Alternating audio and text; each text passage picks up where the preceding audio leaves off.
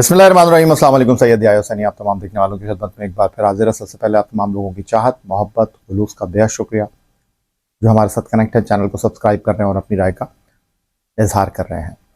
तो इस वक्त जनाब मैं दुबई में मौजूद हूँ और अब से थोड़ी देर बाद दुबई इंटरनेशनल क्रिकेट स्टेडियम के लिए निकलूँगा, जहाँ आज पाकिस्तान और भारत की क्रिकेट टीमों के दरमियान बड़ा मुकाबला है। एशिया कप क्रिकेट टूर्नामेंट 2025 का फाइनल, और ये लगातार तीसरा इतवार होगा जब दुबई पाकिस्तान और भारत के मुकाबले का मेज़बान होगा। और 14 सितंबर को ये मामला शुरू हुआ था जब भारत ने पाकिस्तान को शिकस्त दी थी और 7 विकेट से हराया था 25 गेंदों पहले। और फिर उसके बाद 21 सितंबर को फिर भारत की टीम जीती और इस बार उन्होंने 7 गेंदों पहले पाकिस्तान टीम को शिकस्त दी। लेकिन उस मैच में टीम पाकिस्तान ने जिस जमा मर्दी से मुकाबला किया, जो रेजिलियंस दिखाई, उसके बाद अगरचे 2 मैचों में इस टूर्नामेंट में भारत पाकिस्तान को हरा चुका है, लेकिन अब आज ये सवाल है कि क्या भारत की टीम पाकिस्तान से हार सकती है। और ये एक हकीकत पसंदाना, अगर मैं ये कहूँ तबसरा है, तज्जिया है, सोच है, तो इसको आप नज़रअंदाज नहीं कर सकते। इसमें कोई दो राय नहीं है कि भारत की टीम इस टूर्नामेंट में तमाम अपने 6 मैच जीती है। ग्रुप ए में एशिया कप के उन्होंने पाकिस्तान, ओमान और यूएई को हराया। फिर उसके बाद सुपर 4 मरहले में उन्होंने बांग्लादेश, श्रीलंका और पाकिस्तान को शिकस्त दी। लेकिन आखिरी 2 मैचों में पाकिस्तान टीम ने जिस कारकर्दगी का मुजाहरा किया है, जिस उठान का मुजाहरा किया है, भारत की टीम सूर्या कुमार यादव की क़यादत में जीती ज़रूर है, लेकिन उनकी कारकर्दगी में एक तवाज़ुन का लफ्ज़ इस्तेमाल नहीं करूँगा, एक कमी दिखाई दी है और इसका एतराफ़ भारतीय मीडिया भी कर रहा है। और वो जो 14 तारीख को एक सूरत हाल पैदा हुई थी, एक कह लूँ कि कुछ खेल के एतबार से अच्छी चीज़ें नहीं थी और ये गानेगत की, खुलूस की, मोहब्बत की एक जो सोच थी उसको पसे पुश डाला गया था। अब भारत के अंदर से खुद इस चीज़ को एक्सेप्ट किया जा रहा है कि जनाब खेल को खेल ही रखना चाहिए।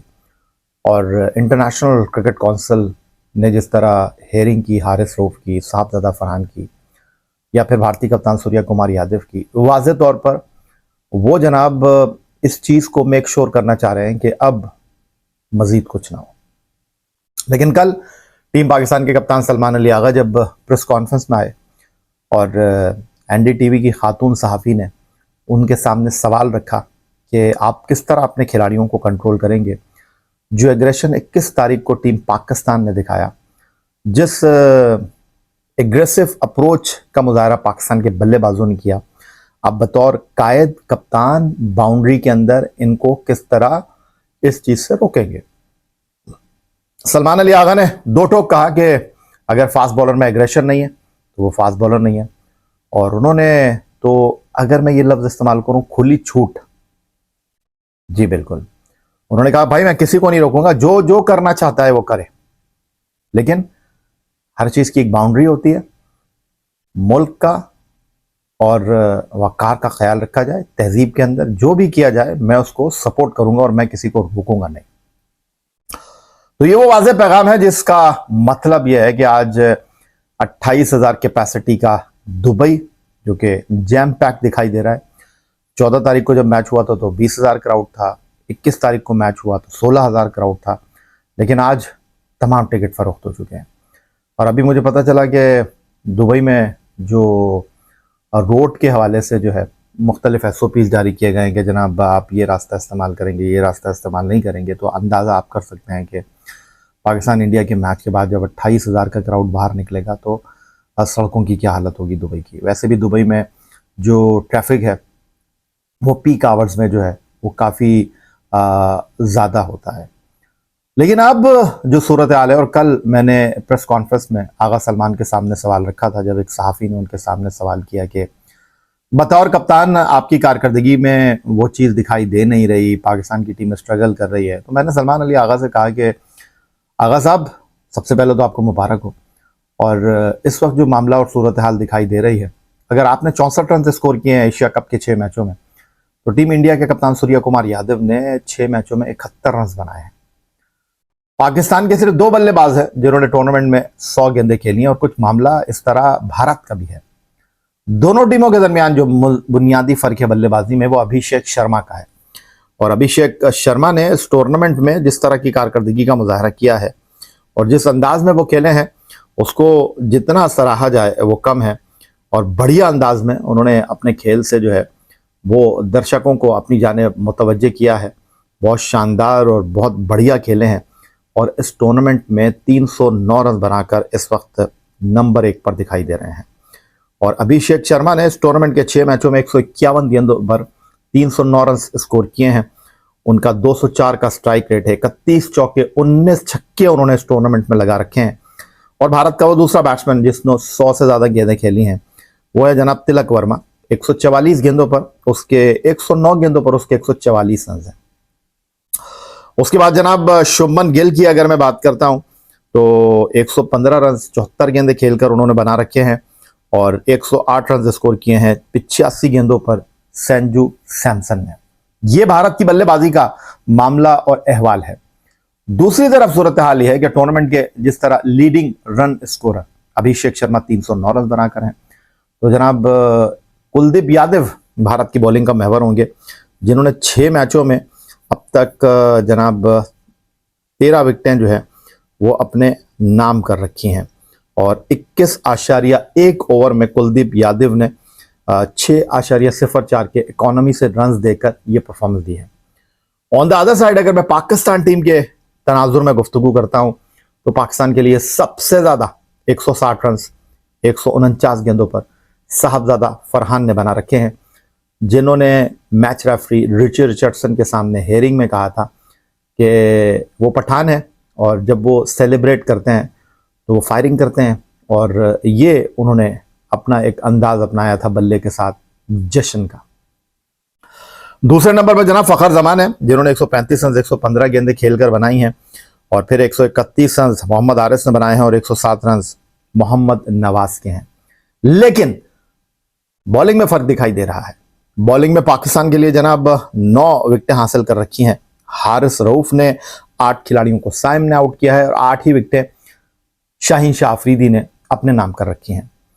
ये वो चीजें हैं जिसके बाद आज का जो फाइनल है उसके बारे में अगर मैं ये कहूं कि जनाब ये फाइनल 50-50 है। कल मेरी कुछ भारतीय सहाफियों के साथ बातचीत हो रही थी, वो नहीं मान रहे थे। वो ये कह रहे थे कि आपने जो आदादो शुमार शेयर किए हैं, आदादो शुमार के बारे में उनका कहना ये था कि ये वो आदादो शुमार हैं, अगर आप सलमान आगा का मवाजना भारतीय कप्तान सूर्य कुमार यादव से करते हैं, तो उन्होंने कहा कि एक मैच में तो सूर्य कुमार यादव ने बल्लेबाजी ही नहीं की। मैंने कहा आपने बिल्कुल बजा फरमाया, लेकिन जो आदादो शुमार है, जो आंकड़े हैं जिसको आप हिंदी जबान में कहते हैं, और वो जो कहानी सुना रहे हैं वो मैंने आपके सामने रखी।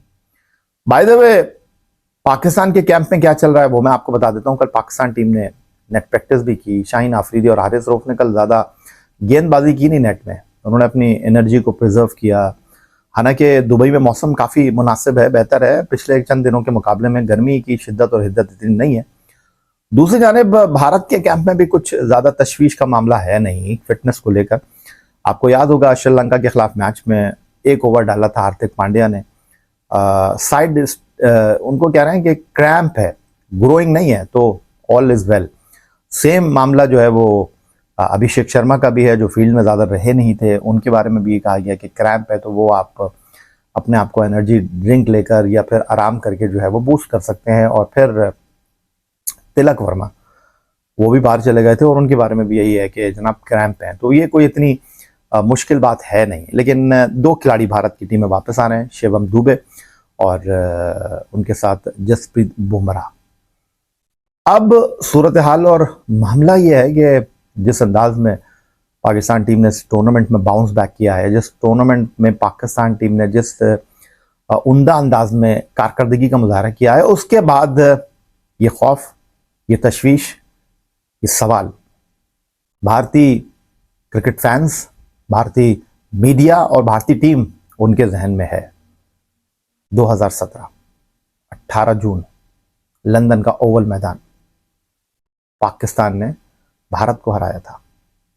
वहां भी पाकिस्तान 4 जून को एजबेस्टन में भारत से एक तरफा मुकाबले के बाद हारा था।